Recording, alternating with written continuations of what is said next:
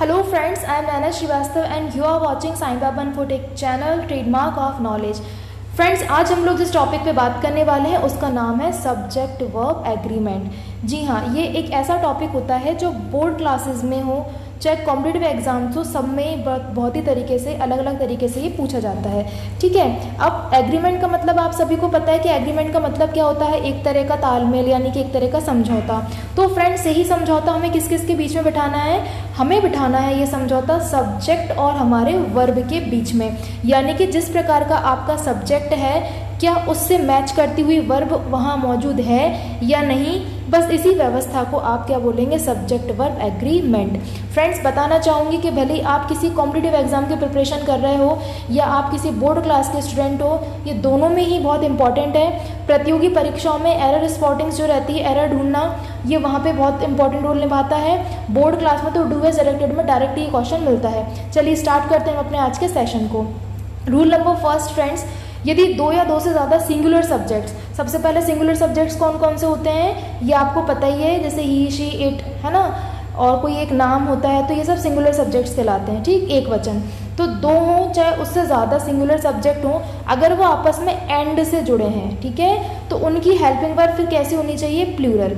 देखो फ्रेंड्स, समझौता एग्रीमेंट किस किस के बीच में, सब्जेक्ट और वर्ब के बीच में। यानी कि मैं ये कह रही हूँ कि अगर सब्जेक्ट आपका सिंगुलर है और वो एंड से जुड़ा हुआ है, ठीक है, सब्जेक्ट की बात हो गई, सब्जेक्ट कैसा बोल रही हूँ मैं, सिंगुलर बोल रही हूँ, लेकिन वो जुड़ा काय से होना चाहिए, एंड से। तो फ्रेंड्स, फिर उसकी वर्ब कैसी रहेगी, जो प्लूरल में लगेगी वो वाली वर्ब आप लोगे। तो आप पहली ट्रिक याद रखो कि अगर दो सिंगुलर एंड से जुड़े हैं तो हेल्पिंग वर्ब कैसी होगी, बहुवचन वाली, प्लूरल वाली। जैसे एग्जाम्पल देखो, एग्जाम्पल मिला राम एंड रवि। देखो, राम क्या है फ्रेंड, सब्जेक्ट है, रवि क्या है, सब्जेक्ट है। राम अपने आप में सिंगुलर है, रवि भी अपने आप में सिंगुलर है, लेकिन ये दोनों जुड़े कैसे हैं, एंड से जुड़े हैं। देखो, है ना, ये रहा राम, ये रहा रवि, इन दोनों को जोड़ा कौन ने, एंड ने। हमने यही कंडीशन ऊपर बोली थी कि अगर एंड से जुड़े होंगे तो हेल्पिंग वर्ब कौन सी लगाओगे, प्लूरल वाली। तो फिर अपन फ्रेंड्स यहाँ पे अगर फिल इन द ब्लैंक्स होता तो अपन क्या लिखते, आर लिखते। यहाँ ब्रैकेट में वो आपसे पूछेगा, इज लगा देगा, ऐसे ऑब्लिक करके आर लगा देगा, और फिर आपसे पूछेगा बताओ कौन सा सही है। तो जब भी दो सिंगुलर्स एंड के साथ जुड़े होंगे तो हम हमेशा उस हेल्पिंग वर्ब को यूज़ करेंगे जो प्लूरल वाली होगी। ऐसे ही फ्रेंड्स, अगर प्रतियोगी परीक्षाओं की बात करूं तो हो सकता है कि वो इस यहाँ पे ऐसा लगा दें, इज, और फिर आपसे पूछें कि भैया एरर बताओ कहाँ है, तो आप समझ जाना कि आर आना था, इज नहीं आना था।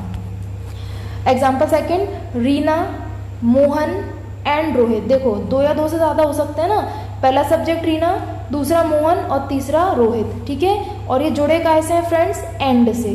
तो इनकी हेल्पिंग वर्ब कैसी होगी फिर, प्लूरल वाली।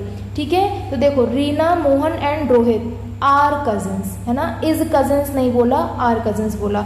अगर चॉइस में इज होता और आर होता तो आप किसको टिक करते, आर को करते। अगला एग्जाम्पल देखो, शी एंड हर ब्रदर।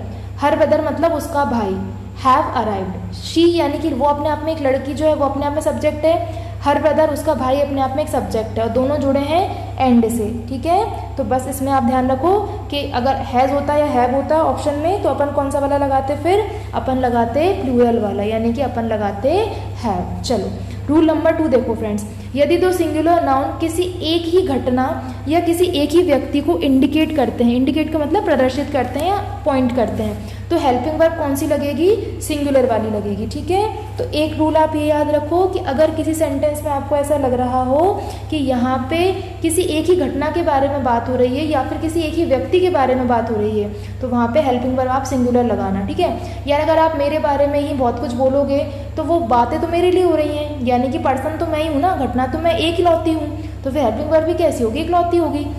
देखो कैसे, the great statesman and patriot dash loss to India. ये दोनों ही शब्द जो लगे हुए हैं ये एक ही व्यक्ति के लिए लगे हुए हैं, है ना, एक अच्छा नेता, एक अच्छा देशभक्त वाज लॉस्ट टू इंडिया, और भारत ने उसको खो दिया है ना।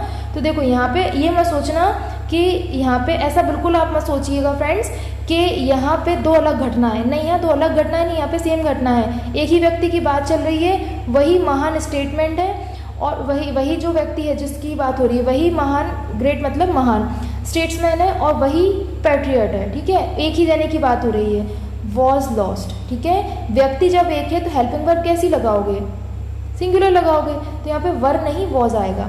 द प्रिंसिपल एंड डायरेक्टर, देखो बहुत से स्कूल्स में ऐसा होता है कि जो डायरेक्टर है मान लेके वही प्रिंसिपल होता है ना। ऐसे ऐसा बिल्कुल नहीं है कि मतलब डायरेक्टर अलग हो फिर प्रिंसिपल अलग हो, ऐसा नहीं है। बहुत सी जगह जो स्कूल का मालिक होता है, जो डायरेक्टर होता है, वही प्रिंसिपल की जिम्मेदारी भी निभाता है। तो द प्रिंसिपल एंड डायरेक्टर, अगर ये दोनों एक ही व्यक्ति हैं, मतलब ऐसा अपन कहते हैं ना कि ये हमारे प्रिंसिपल भी हैं डायरेक्टर भी हैं, ठीक है। अगर दोनों ही एक व्यक्ति हैं तो आप हेल्पिंग वर्ब क्या लगाओगे फिर, इज कमिंग। आप ये नहीं कहोगे कि the director and principal are coming, नहीं, आर कमिंग क्यों नहीं कहेंगे, क्योंकि दोनों एक ही व्यक्ति हैं, ठीक। My friend and helper has come, अब देखो यहाँ पर ये मत सोचना कि हेल्पर मतलब आपका काम करने वाला, नहीं, हेल्पर का मतलब मददगार। जैसे अपन कहते हैं ना कि यार ये मेरा भाई भी है, ये मेरा दोस्त भी है, ये मेरा मतलब बड़ा भाई भी है, सब कुछ यही है, तो ये वही वाला कंसेप्ट है कि वो मेरा दोस्त भी है, वो मेरा हेल्पर भी है। यानी कि आप किसी एक ही व्यक्ति की बात कर रहे हो ना कि वो दोस्त भी है और हेल्पर भी है, तो जब आप किसी एक ही समान घटनाएं एक ही व्यक्ति की बात करोगे तो हेल्पिंग वर्ब कैसी लगाओगे, सिंगुलर लगाओगे। तो ऑप्शन में होता है हैज़ या हैव, तो अपन सिंगुलर लेंगे। रूल नंबर 3, यदि दो सब्जेक्ट किसी एक ही विचार को प्रदर्शित कर रहे हों तो भी हेल्पिंग वर्ब सिंगुलर लगेगी। फ्रेंड्स, विचार एक हो, पर्सन एक हो, घटना एक हो, अगर एक है तो हेल्पिंग वर्ब फिर सिंगुलर ही लगेगी। जब घटना एक घट रही है, विचार एक आ रहा है पर्सन एक है, तो फिर हेल्पिंग वर्ब सिंगुलर ही तो आएगी, है ना। तो ये आप ध्यान रखना। जैसे example, bread and butter is my food. अब देखो bread and butter is my food, अब इसमें ब्रेड और बटर कैसे खाते हैं अपन, ब्रेड पे बटर लगा के खाते हैं ना। ऐसा तो है नहीं कि कच्चा बटर खा गए, कच्ची ब्रेड खा गए, नहीं। यानी कि अगर नॉर्मल वे में अपन ब्रेकफास्ट देखें तो जो ब्रेकफास्ट होता है वो कैसे होता है, ब्रेड पे बटर को लगा के, है ना, स्प्रेड करते हैं फिर उसको खाते हैं। तो यानी कि यहाँ पर एक ही बात चल रही है, जब आप ब्रेड बटर लगा लोगे तो वो एक पूरा खाने का वो बनेगा। ऐसा नहीं कि पहले एक चम्मच मक्खन खा लोगे फिर एक और ब्रेड का खा लोगे, ऐसा नहीं करते हैं, ठीक है ना। इसलिए ये जो है पूरा ये एक ही माना जाएगा, ठीक। Is my food. Slow and study wins the race, ये तो आपने कहावत भी सुनी होगी, है ना। चलो, the driver and car has gone. देखो driver and car has gone, क्यों, क्योंकि यहाँ पे हम एक ही व्यक्ति एक ही घटना के बारे में बात कर रहे हैं, ठीक है। ड्राइवर ही तो कार लेके जाएगा। देखो जैसे अपन ने क्या बोला था कि एक ही विचार, ठीक है। अब कार खुद से तो गई नहीं होगी, कार को कोई लेके गया होगा ना। तो driver and car has gone, car खुद से कैसे जाएगी, कोई ना कोई तो लेके गया है उसे, इसलिए हमने उसको एक थॉट एक विचार माना है और उसमें हमने हैज़ लगाया है। अब ये वाला देखो सबसे इंपॉर्टेंट है, ईच एंड एवरी यदि सिंगुलर नाउन के पहले यूज हो तो उनकी हेल्पिंग वर्ब सिंगुलर होती है। फ्रेंड्स ये ध्यान रखो कि अगर किसी भी सिंगुलर नाउन के जस्ट पहले या तो ईच लिख रहा हो या फिर एवरी लिख रहा हो तो आंख बंद करके उसकी हेल्पिंग वर्ब सिंगुलर कर देना। अगर कॉम्पिटिटिव एग्जाम में एरर आ रहा है तो एरर को करेक्ट कर लेना। ईच और एवरी अगर लग रहे हैं सिंगुलर नाउन के पहले तो हेल्पिंग वर्ब जो है वो भी सिंगुलर होगी, ठीक है। For example, every boy and girl, देखो बॉय और गर्ल दोनों क्या है, सिंगुलर सिंगुलर हैं, उनके जस्ट पहले क्या यूज़ कर दिया आपने, एवरी, ठीक है। तो every boy and girl, dash लगा हुआ यहाँ पे और लिखा हो स्टडिंग, तो गलती से भी आर मत लिख देना। मैंने आपको पहले बताया था कि ईच एवरी होता है तो फिर सिंगुलर रखता है, ठीक है। तो आर नहीं, अपन यहाँ पे क्या लिखेंगे, is. Every boy and girl is studying, each every का बहुत इंपॉर्टेंट है, अक्सर पूछा जाता है। Every man, women and child, देखो एवरी लग गया ना, इस पे मत जाओ, ये चेन पे मत जाओ, वो दो या दो से ज़्यादा हो सकते हैं, बट ये देखो आगे एवरी आ रहा है, ठीक है। Every man, women and child was killed. Friends were killed नहीं आएगा क्योंकि एवरी लग रहा है सिंगुलर नाउन के पहले, तो हेल्पिंग वर्ब सिंगुलर आएगी ना कि plural. Each day and each hour brings new challenges. अब देखो जैसे एवरी था वैसे ईच होता है, अगर किसी भी सिंगुलर नाउन के आगे अगर ईच लग रहा है तो उसकी हेल्पिंग वर्ब कैसी होगी, सिंगुलर वाली होगी। देखो फ्रेंड्स यहाँ पे वर्ब जो यहाँ पे जो एस लग रहा है ये वही डिनोट कर रहा है, ठीक है, एस या ई एस प्रेजेंट सिंपल वाला। Each day and each hour, हर दिन हर घंटा नई चुनौतियाँ लाता है, ठीक है। तो फ्रेंड्स ये मैंने आपको सब्जेक्ट वर्ब एग्रीमेंट का एक छोटा सा पोर्शन करवाया है, इसमें कुछ चीज़ें और बची जो हम अगले वीडियो में सीखेंगे।